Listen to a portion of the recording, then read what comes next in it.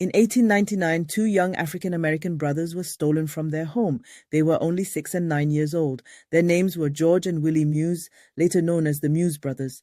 What happened to them is one of the most painful, forgotten stories in American history. George and Willie were born with albinism, which made their appearance different. Because of this, they were targeted. One day, a man from the circus industry, James Candy Shelton, lured the boys away with candy and kidnapped them. Their mother, Harriet Muse, searched everywhere. She went to the police, she went to the Humane Society, but in 1899, help for a poor black woman was almost impossible to find. Her sons were gone. The boys were forced to perform in freak shows for white crowds.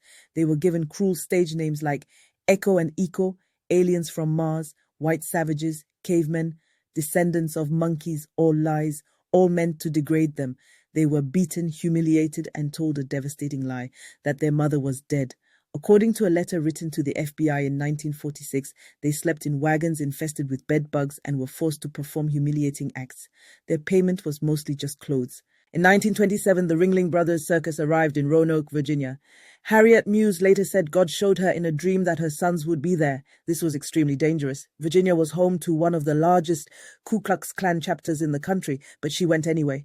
Harriet entered the sideshow tent, pushed through the crowd, and when the boys saw her, they ran to her instantly. They knew their mother, and in that moment they learned the truth. She was never dead. Harriet sued Ringling Brothers for back wages, and she won, but the money was mostly taken by the boys' stepfather, and within a year George and Willie were forced to return to the circus.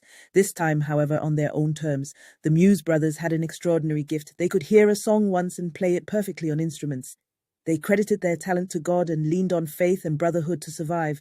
They went on to perform at Madison Square Garden, perform in Europe, meet Queen Mary at Buckingham Palace. For the first time, they were paid fairly and sent money home to support their family. As they aged, both brothers became blind due to eye complications. After their mother died, they received enough money to retire and bought a home, a house still owned by their family today. Willie Muse died in 1972. George Muse lived to 108 years old, passing away in 2001 through everything. They never left each other. Why this story matters? The Muse Brothers' story matters because it shows how black bodies were exploited for entertainment, how racism stole childhoods, and how faith, talent, and family can survive even the worst cruelty. Their lives remind us that history is not always kind, but truth must still be told. And author Beth Macy worked with their great niece Nancy Saunders to finally tell their full story in the book True Vine.